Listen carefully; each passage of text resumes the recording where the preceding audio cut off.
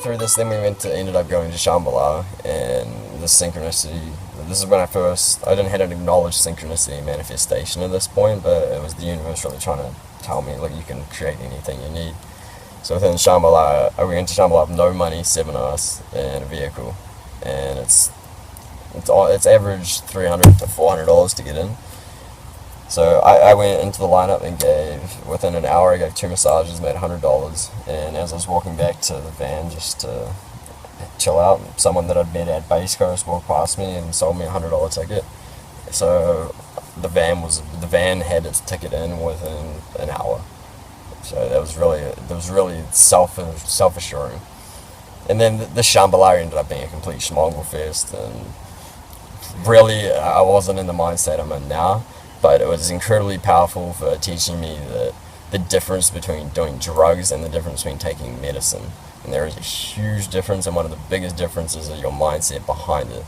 And not only that, we look at the crystal generation, you look at growing a crystal kit.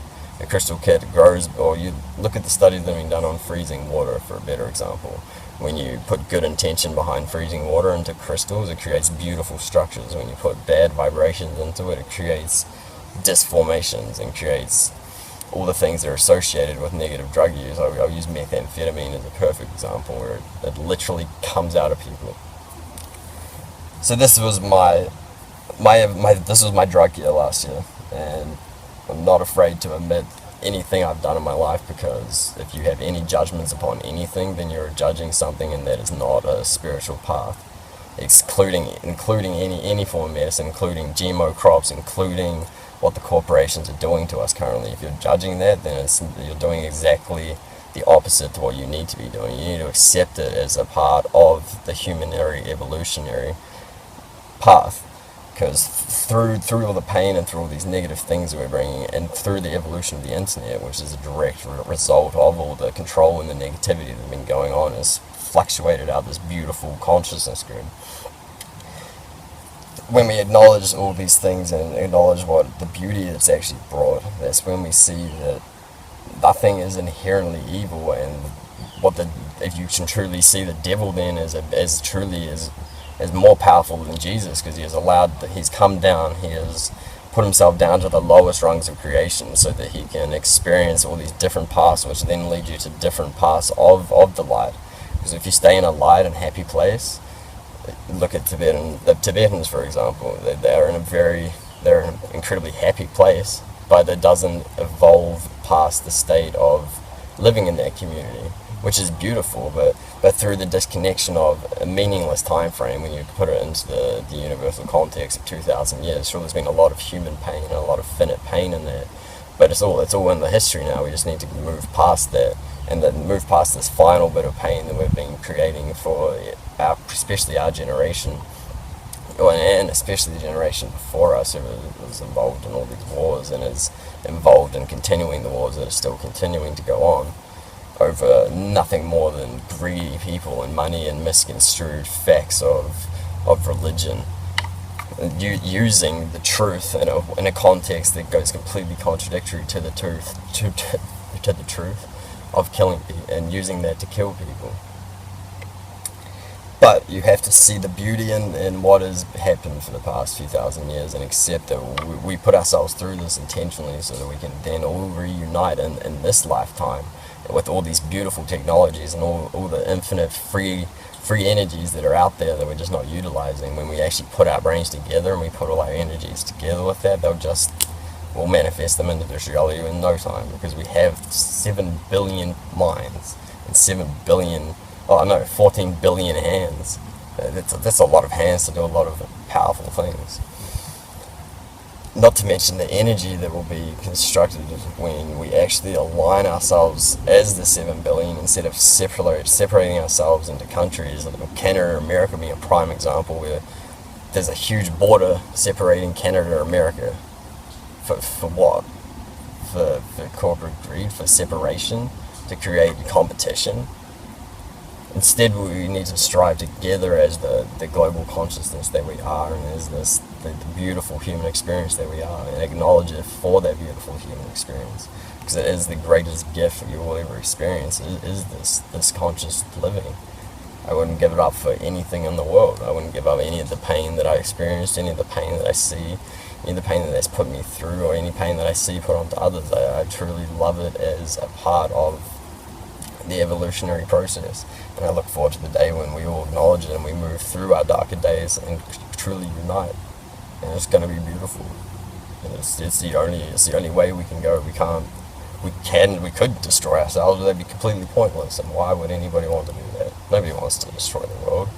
They just lack the means of understanding how to truly acknowledge yourself in this existence. And it is hard.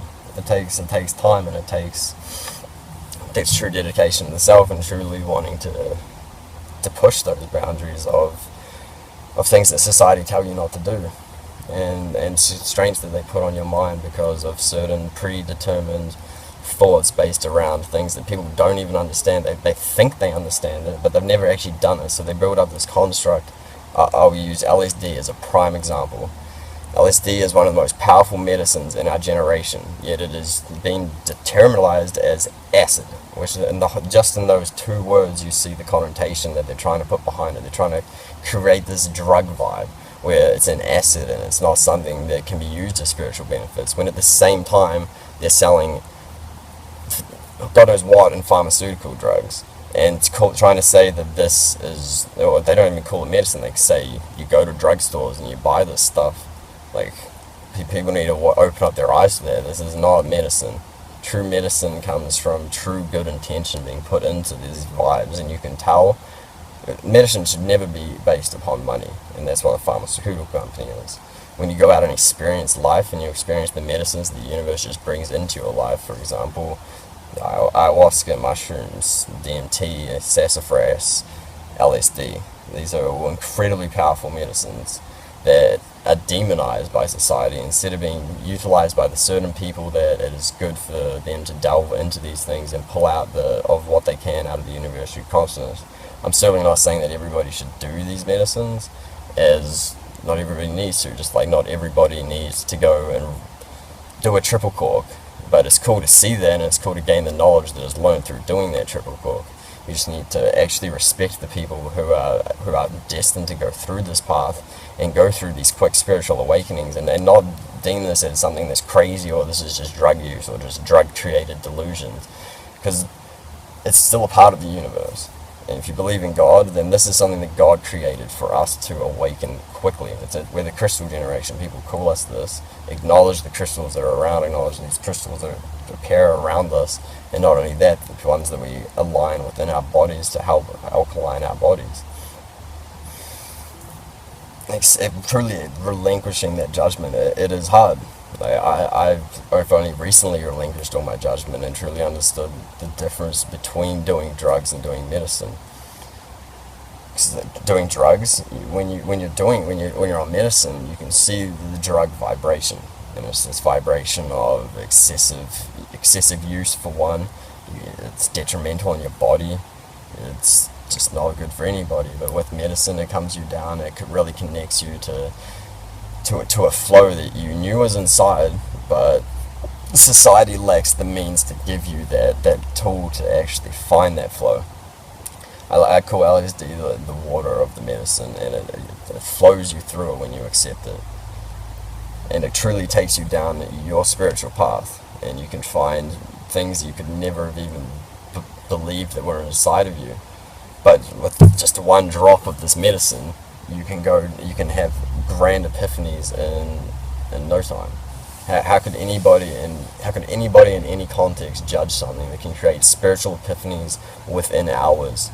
Within not only for one person, but you bring a group of people together and you can have a collective spiritual epiphany from however many past lives you've built up to this moment. We use these because we don't need to go and live out in the bush for years and years and find our spiritual balance inside ourselves and then come back. Why would we do that when we're in a generation where we can use medicines to truly connect us, the people that need to be connected through that medium, and in turn spread that love back out through the fractal and the Fibonacci spiral that butterflies affects out through all life. It's truly beautiful to accept medicines over drugs, and it's something that Indigenous people have always acknowledged. It's something that everybody truly knows deep down is true. It's just that fear that they've built up is around us, and not only that, the crippling drugs and chemicals that they put into our food, which then dull us down and make us think that these are the paths that we should do. Those are drugs. Drugs are things that are keeping people fat, keeping people entrapped in their pain, they're keeping people afraid, they're masking depression with pills instead of getting yourself out there and experiencing true love with another human being. And not in a sexual context, but true love between brothers and true loves towards our sisters, instead of being caught up in the sexual vibration of sex. Because it's incredibly important for us to have a large variety of interactions with both male and females, and if we're caught on a sexual vibration, it doesn't allow us to have, especially with the female gender for a male, it doesn't allow us to have those truly deep, meaningful conversations where we bring out those parts of ourselves that this person is reflecting, because instead we're constantly thinking about what we should say to make this person like us or make this person want to be with us, and in turn pick that flower instead of two flowers standing together appreciating each other and growing together. And then collectively a forest appreciating each other, being connected through its web and connected through its roots and forever growing and united, which is where I believe we are going. That was a pretty good ramble. Pretty good ramble. Yeah. It's 45 minutes. Really? Yeah. Man, I can talk.